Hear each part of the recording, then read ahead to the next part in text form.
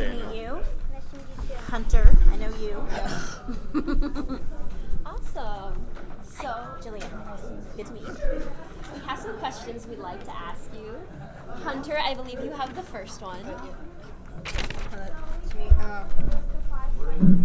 Can't read this. It Oh, says, it's lowering the voting age. Whether we would support it? Yeah, would you support that?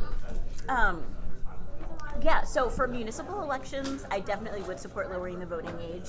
I've heard 16 given out as an example. I think that would be reasonable. For participatory budgeting, as you know, which is a program the city started last year, we set the voting age at 13. And what was really exciting about that was we were able to get ideas from youth as well as having them vote. So we had a youth idea collection session, and I had a really great conversation with a 13-year-old who uses one of our parks facilities and had a really good idea about how to improve it. So I think young people do know a lot about their communities and use a lot of facilities that adults might not necessarily use as often.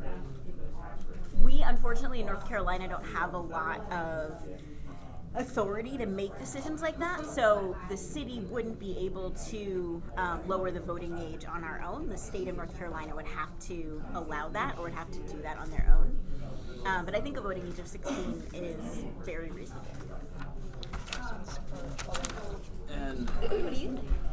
I'm actually going to go the opposite direction on that. I'm a criminal defense attorney. I do a lot of criminal justice. One of the big things we've been fighting is North Carolina, as of December 1st, finally becomes the last state in the country to not treat 16-year-olds as adults for criminal justice purposes. We're finally moving it to 18 like it always should have been. And one of our big arguments is the law does treat people under the age of 18 differently. They can't vote, they can't enter contracts, they can't do things like that. We had an awful lot of opposition to raising the age for criminal responsibility to 18. Like I said, we're the last state in the country to do it. And I still firmly believe we need to keep it at 18. And I think if we start saying, well, 16-year-olds can now vote, they can start doing this other stuff, that was one of our big arguments as to why we should raise the age, because kids are different, kids should be treated different. And no offense to kids, I was one too. I think y'all know a lot. But I think we need to stick to that. I'm afraid that if we start lowering the voting age and giving kids more responsibility, that's going to give the people more rights to say, you know what, let's not raise the age, let's put it back to 16. Because if they can do all this other stuff, then yes, we can treat, if they're adult enough to vote, they're adult enough to be charged as an adult if they commit a criminal act.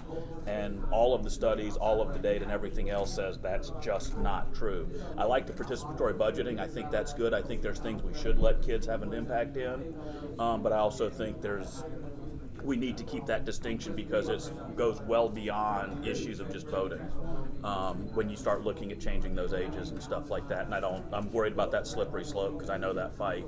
And voting and things like that was one of the big issues as to where we said if we don't trust them to vote, we can't trust them to be adults for crime. Okay, so our next question comes from Elena.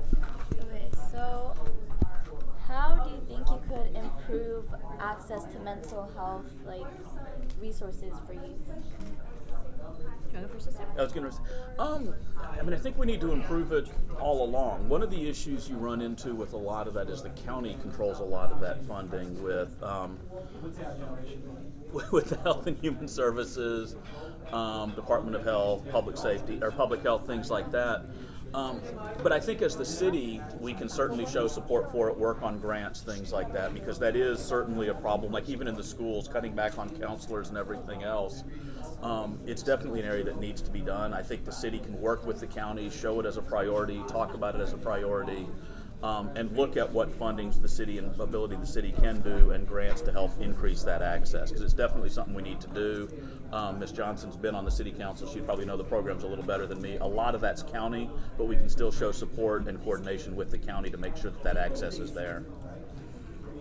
The city doesn't do a lot with health and human services. That's pretty much a county responsibility. What I think of the role of the city, though, is helping doing like the neighborhood community development and economic development work that can help kids not be exposed to adverse childhood experiences or exposed to trauma at an early age, to reduce the mental health need in the community by doing if we make sure that every kid has a home that's stable, that their family can afford to live in, we know that that has a direct impact on mental health. A lot of people who experience homelessness or experience unstable housing, especially at a young age, experience trauma from that, and that can lead to mental health consequences later on. Making sure that neighborhoods have the resources that they need for families to thrive. We know that there are programs that the city does, Parks and Rec services, for example, like giving people opportunities to have recreational and social experiences that can enrich their lives. All those things can create a community where there's less trauma, where there's less need for mental health treatment. But in terms of actually providing the treatment, that's going to be the county. Hakeem, you've got the next question.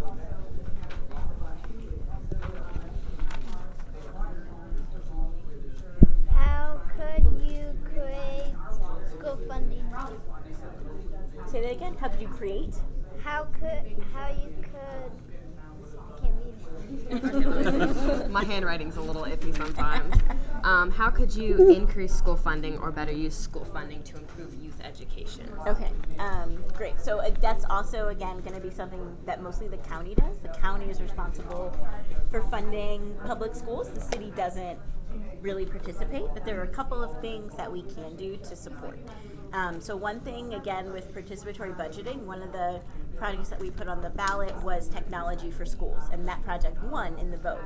So there's about $400,000 from the city's participatory budgeting program that's going to go to Durham Public Schools to help provide technology in classrooms. So that's one thing I was really excited about that we did. Another thing that we've been thinking about is we know there's a bus shortage, right? Lots of kids who live far away from their schools are having to get up really early and stand outside in the cold and in the dark waiting for a bus. At my kid's school, they combine the buses with another school so that now it used to take him 15 minutes to get home and now it takes 45 minutes to get home.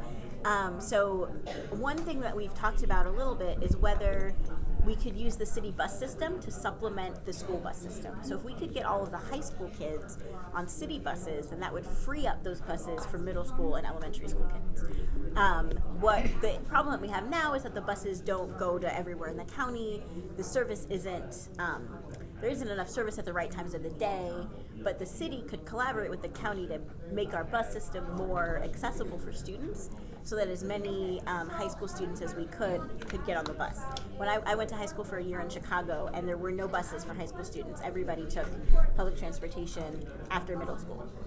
Right now, Durham doesn't have the public transit to make that possible, but if the city were to invest more in public transit, that would be a benefit for the whole community, a benefit for the school system, and also is going to help us get kids on the bus at an earlier age so they're more used to riding the bus, and that they're more likely, in 20 years to jump on a bus than to jump in a car. And that's also really important for sustainability.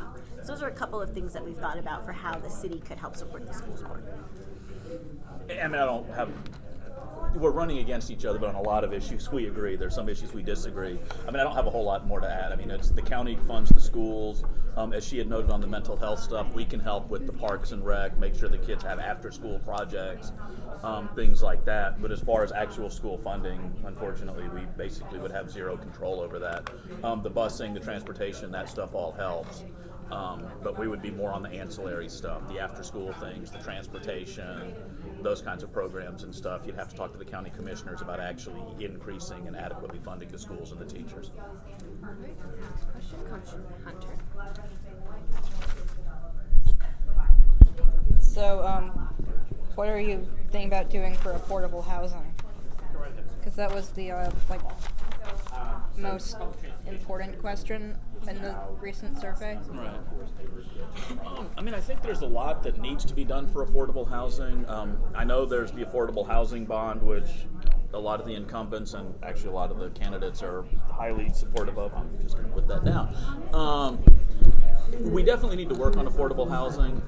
I'm not sure I'm a huge fan of the bond itself because I still think it's being rushed into and stuff like that. But that is a key issue because if people don't have houses, they're not going to do well in school. They're not going to do well with jobs. They're not going to feel safe. So you do need to make sure that because the federal government is cutting funding for the Durham Housing Authority, we need to see where we can step in. We need to go into a lot of the neighborhoods, make sure that they have adequate facilities, make sure they don't have leaks in the roof, make sure we provide the grants. We have to deal with gentrification. One of the problems with that is if you're a homeowner, even if you don't want to sell, if everyone in your neighborhood is, your property taxes will double, triple, quadruple, and you can go out. So I think we have to look at something like the bond, look at those resources, look at that investment. I'm in favor of that. I think we need to take a longer look at it as opposed to jump in. But in principle, I'm largely in favor of a lot of what the bond does. I just think we're jumping into it too quick. But that's what we need. I mean, frankly, you need to invest money into it, and you need to invest resources, transportation, and things like that. Yeah, I think number one, investment, and that's why we are putting the bond on the ballot. I think it's really important to pass the bond this November. It's going to fund $95 million of our $160 million 5-year housing plan. The rest of the money comes from a city tax levy that we put into place as a council, and then federal money that we get to supplement that. And that 5-year plan, $160 million, the goal is to provide 15,000 people with stable, affordable housing. We are in a situation right now in Durham where we need a bold step forward. We have been for the last several years, putting $10 million into affordable housing or $15 million into affordable housing each year, and it's not enough. We need to really resource our housing providers in a new kind of way. We need more money. Pass the bond. Thank you. Thanks, y'all. Appreciate your time.